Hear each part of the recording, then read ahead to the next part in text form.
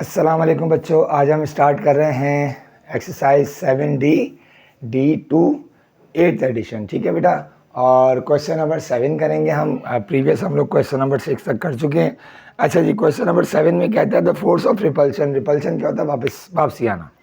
ठीक है, the force of repulsion F newton between two particles is inversely proportional to the square of the distance D। यानी मैं लिखूंगा F जो है, पहला पार्ट ही उन्होंने आपसे ये कहा है, F जो है वो इन्वर्सली प्रोपोर्शनल है D स्क्वायर के। ये तो आपका पहला ही, उन्होंने आपसे पहला पार्ट ही ये पूछा है कि जी आपने बताना है कि उसकी इक्वेशन क्या बनेगी। ठीक है, दूसरे सवाल में कहता है when the particle are certain distance apart, यानी कि जो अगर उसका क्या है कि पार्टिकल जो है वो एक सर्टेन डिस्टेंस में, वो सर्टेन डिस्टेंस क्या वो हमें नहीं पता है। ठीक है, तो हम सपोज कर लेंगे let the distance is x। ठीक है, हमने क्या किया, सपोज कर लिया कि वो डिस्टेंस जो है वो x है। अब वो क्या कहता है, the force of repulsion is 20 Newton, find the force when the distance is halved. कि जब डिस्टेंस जो है वो हाफ्ड है तो उसकी रिपल्शन न्यूटन क्या होगा। ठीक है जी, तो सबसे पहले आप क्या करेंगे, के फाइंड करेंगे। तो के फाइंड करने के लिए आप क्या करेंगे, आपने डिस्टेंस को सपोज कर लिया है डी स्क्वायर, जबकि आपके पास एफ क्या है 20।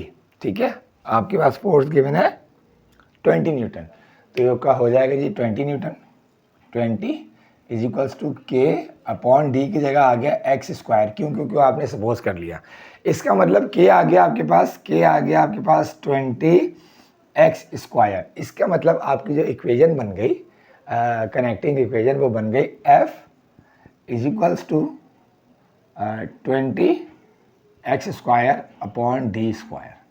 ठीक है जी, आपकी कनेक्टिंग इक्वेशन क्या बन गई, F is equals to 20 x square upon D square. ठीक है जी, अब आपसे कहता है कि आपने फाइंड क्या करना है कि अगर डिस्टेंस जब हाफ है तो क्या होगा न्यूटन। ठीक है, when distance is half, that इसका मतलब ये हो जाएगा जी 1/2x आ गया आपका डिस्टेंस। ठीक है जी, अब आप इसको सॉल्व कर लो। ठीक है जी, अब आपके पास क्या है, कनेक्टिंग इक्वेशन है F is equal to 20 x square upon 1/2x square. Very simple.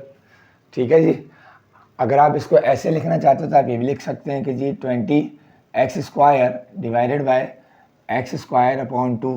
ठीक है जी, अब ये डिवीजन है, इसको मल्टीप्लाई में लाओ, ये हो जाएगा 20 x square multiply by 2 upon x square. So x square से एक्स स्क्वायर कट गया। ठीक है, एक मिनट बेटा, यहाँ पर हमने छोटी सी एक मिस्टेक की है, स्क्वायर है तो ये ऐसे स्क्वायर होगा ना बेटा। ठीक है, तो यहाँ पर आ जाएगा 4। ठीक है, तो यहाँ आ जाएगा आपके पास 4, तो आपके पास आ जाएगा 80 Newton. That is the answer. हमने मिस्टेक क्या की, 1/2 हमने x के ऊपर स्क्वायर लिख दिया, जबकि वो d के ऊपर स्क्वायर है, तो ये d की वैल्यू क्या है 1/2x। ठीक है, इसलिए थोड़ी सी मिस्टेक हो गई। ठीक है गाइस, अभी हम करते हैं क्वेश्चन नंबर 8।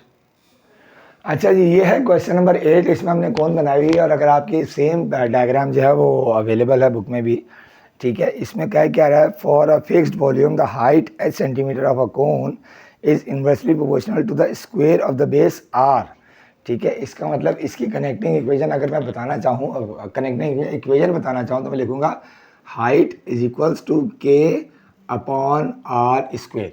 Very simple. ठीक है ना, अब वो आगे फर्दर क्या कहता है भाई, cone arc center of cone A has a base radius of 6 centimeter and the height of 5 centimeter। अब आपको ये क्या गिवन है, आपको ये रेडियस गिवन है 6 सेंटीमीटर। ठीक है, और हाइट गिवन है 5 सेंटीमीटर। तो ये हो गया 5, ये हो गया k अपॉन 6 स्क्वायर, तो ये हो जाएगा 5 इज इक्वल्स टू k अपॉन 36। तो k फाइंड करोगे पहले, so k is equals to 5 into 36, that is equals to 180। Yes, ठीक है जी, कनेक्टिंग इक्वेशन बन गई आपके पास, या 1 कर रहे हैं अभी। ठीक है, कनेक्टिंग इक्वेशन आपके पास आ गई h is equals to 180 upon R square.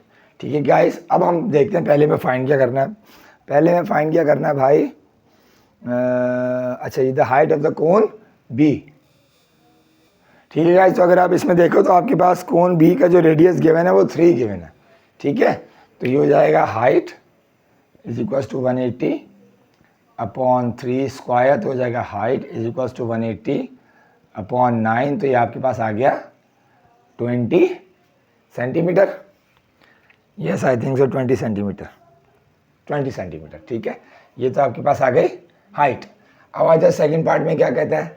Second में वो ये कहता है भाई कि and the height of the cone C is 1.25।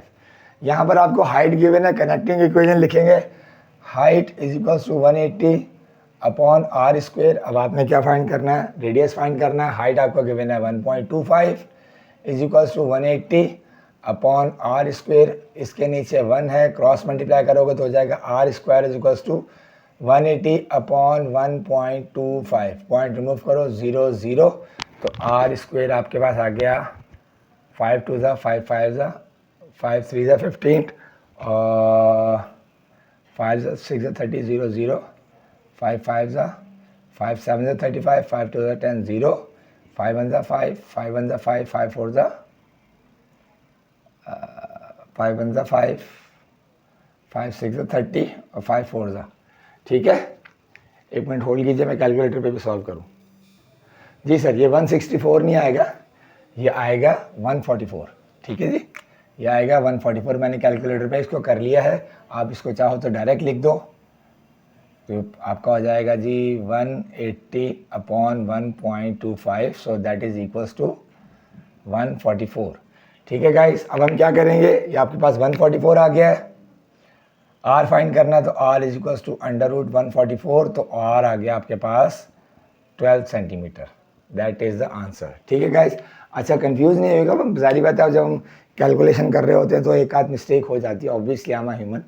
ठीक है, अच्छा जी, तो हमने कैलकुलेटर से किया तो करेक्ट आ गया। अब आपने करना क्या है बेटा, इसको अच्छे से रिवाइज करें, इसको प्रैक्टिस करें, और काइंडली आपसे रिक्वेस्ट है कि इस चैनल को शेयर करें, सब्सक्राइब करें और लाइक करें। इंशाल्लाह नेक्स्ट हम स्टार्ट करेंगे, लेट्स सी कौन सा चैप्टर स्टार्ट करते हैं। ठीक है बेटा, थैंक यू।